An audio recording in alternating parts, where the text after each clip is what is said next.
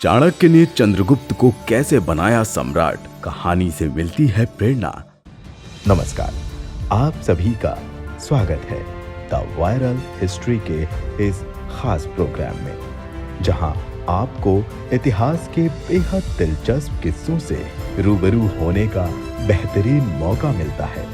तो आइए शुरू करते हैं आज एक नई पेशकश के साथ। मौर्य साम्राज्य के संस्थापक चंद्रगुप्त मौर्य इतिहास के उन महान योद्धाओं में से एक थे जिन्होंने भारतीय इतिहास को गौरवमयी बनाने में अपना महत्वपूर्ण योगदान दिया।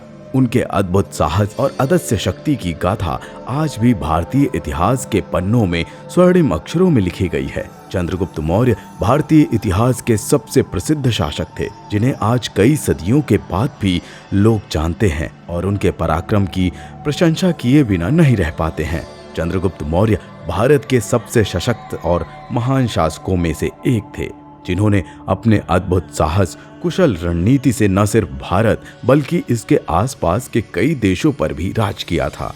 चंद्रगुप्त मौर्य ने लगभग 24 सालों तक शासन किया था। चंद्रगुप्त मौर्य ने अपने अद्भुत शासन काल में मौर्य साम्राज्य का विस्तार कश्मीर से लेकर दक्षिण के डेक्कन तक और पूर्व के असम से पश्चिम के अफगानिस्तान तक किया था और मौर्य साम्राज्य को उस समय भारत का सबसे विशाल साम्राज्य बना दिया था। चंद्रगुप्त मौर्य एक ऐसे योद्धा थे जिन्होंने संपूर्ण भारत को एक साम्राज्य के अधीन लाने में सफल रहे। महान पराक्रमी और शक्तिशाली चंद्रगुप्त महान ने सिर्फ अपनी बदौलत भारत के अलग अलग स्वतंत्र राज्यों को एक करने में अपनी महत्वपूर्ण भूमिका निभाई और भारत देश में सभी को एकजुट कर एकता के सूत्र में बांधा। हालांकि राज्य को एकीकृत करने में सत्यपुत्र, चोल, कलिंग, चेरा और पंड्या के तमिल क्षेत्रों को शामिल नहीं किया गया था। हालांकि बाद में चंद्रगुप्त मौर्य जी के पोते सम्राट अशोक ने करीब 260 ईसा पूर्व में कलिंग में विजय हासिल की थी। वहीं इस विजय के बाद ही सम्राट अशोक एक निर्दयी और क्रूर शासक से एक परोपकारी और दयालु शासक बन गए थे। चंद्रगुप्त मौर्य के अद्भुत तेज और शौर्य को देखकर चाणक्य जैसे बुद्धिजीवी भी हक्का बक्का रह जाते थे। चंद्रगुप्त जी बचपन से ही विलक्षण प्रतिभा के धनी थे। उनमें एक आदर्श, सफल, सच्चे और ईमानदार शासक के सभी गुण विद्यमान थे। वहीं चाणक्य सम्राट चंद्रगुप्त मौर्य के गुरु थे, जिनसे चंद्रगुप्त मौर्य ने सामाजिक और राजनीतिक शिक्षा ग्रहण की थी। चंद्रगुप्त के बचपन, प्रारंभिक जीवन और वंशज के बारे में बेहद कम जानकारी उपलब्ध है एवं इस विषय में अलग अलग इतिहासकारों के अलग अलग मत हैं। कई भारतीय साहित्यकारों और इतिहासकारों ने चंद्रगुप्त मौर्य का संबंध नंदा राजवंश से बताया है, जबकि एक संस्कृत नाटक मुद्रा राक्षस में उन्हें नंदन वय मतलब नंद के वंशज भी कहा गया था। वहीं अगर चंद्रगुप्त की जाति के बारे में अगर बात करें तो मुद्रा राक्षस में उन्हें कुलहीन और वृषाला भी कहा गया है, जबकि भारतेंदु हरिश्चंद्र के एक अनुवाद के अनुसार उनके पिता नंद के राजा महानंदा थे, जबकि उनकी माता का नाम मूरा था। इसी वजह से उनका उपमान मौर्य पड़ा। वहीं बुद्धिस्ट परंपराओं के मुताबिक चंद्रगुप्त मौर्य क्षत्रिय समुदाय के ही सदस्य थे। फिलहाल चंद्रगुप्त मौर्य का जन्म 340 ईसा पूर्व में पाटलिपुत्र बिहार में माना जाता है। वे एक बेहद गरीब परिवार में पैदा हुए थे, जिनके पिता नंदा नंदों की सेना के एक अधिकारी थे। चंद्रगुप्त मौर्य के जन्म से पहले ही वे दुनिया छोड़कर चल बसे थे। वहीं जब चंद्रगुप्त 10 साल के हुए तब उनकी मां मूरा का भी देहांत हो गया।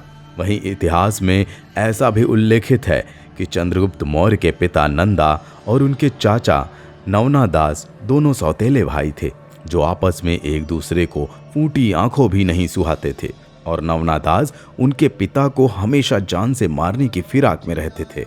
आपको बता दें कि राजा नंदा के चंद्रगुप्त मौर्य को मिलाकर करीब 100 पुत्र थे।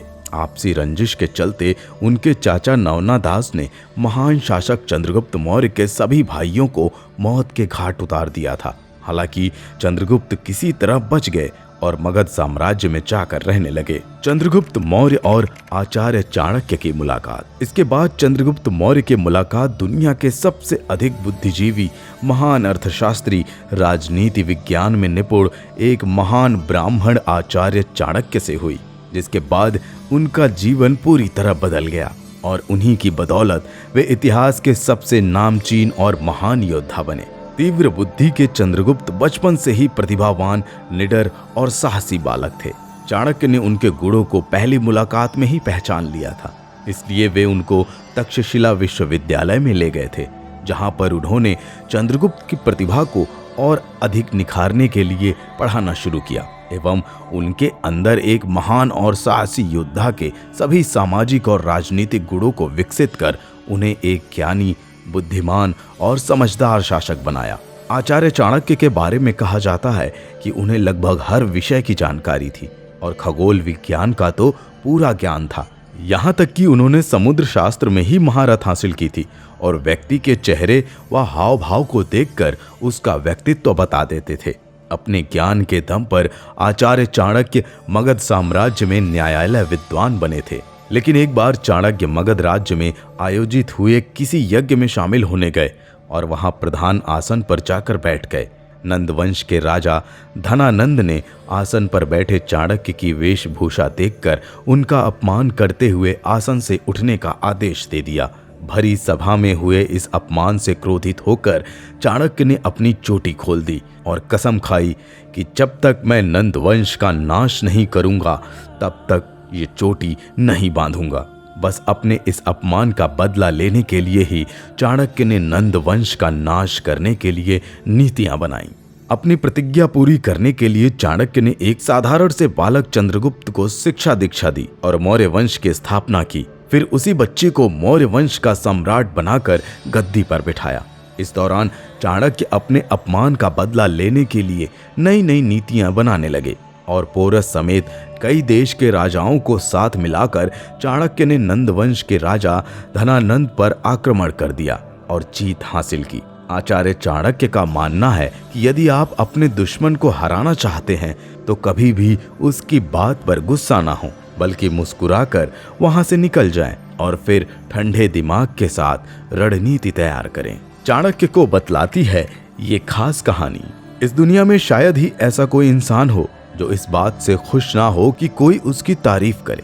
ये मानव का जन्मजात स्वभाव है। लेकिन तब क्या होता है जब कोई आपके सामने ही आपके बारे में कुछ गलत बोले तो आपको शायद ये बर्दाश्त ना हो, परंतु यदि हमारे अंदर सच में ही कोई कमी है तो उसे पहचान कर दूर कर लेना चाहिए।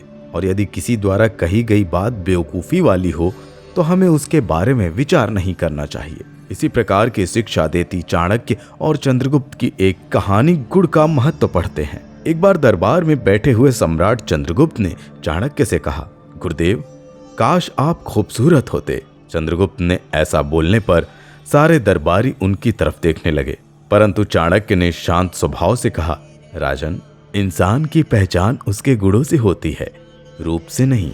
तब चंद्रगुप्त ने चाणक्य के जवाब से संतुष्ट न होते हुए पूछा, क्या कोई ऐसा उदाहरण दे सकते हो जहां गुण के सामने रूप छोटा रह गया हो? तब चाणक्य ने 2 गिलास पानी मंगवाया और राजा को पानी पीने को दिया। जब चंद्रगुप्त ने पानी पी लिया और फिर चाणक्य ने कहा, पहले गिलास का पानी सोने के घड़े से लाया गया था और दूसरे गिलास का पानी मिट्टी के घड़े से लाया गया था, आपको कौन सा पानी अच्छा लगा? चंद्रगुप्त उत्तर देते हुए बोले, मटकी से भरे गिलास का पानी अच्छा था। नजदीक ही सम्राट चंद्रगुप्त की पत्नी मौजूद थी। वो चाणक्य द्वारा दिए गए इस उदाहरण से काफी प्रभावित हुई। उन्होंने कहा, वो सोने का घड़ा किस काम का जो एक इंसान की प्यास न बुझा सके। मटकी भले ही कितनी भी कुरूप हो, लेकिन प्यास मटकी के पानी से ही सही ढंग से बुझती है। यानी रूप से कहीं अधिक महान गुण का महत्व होता है।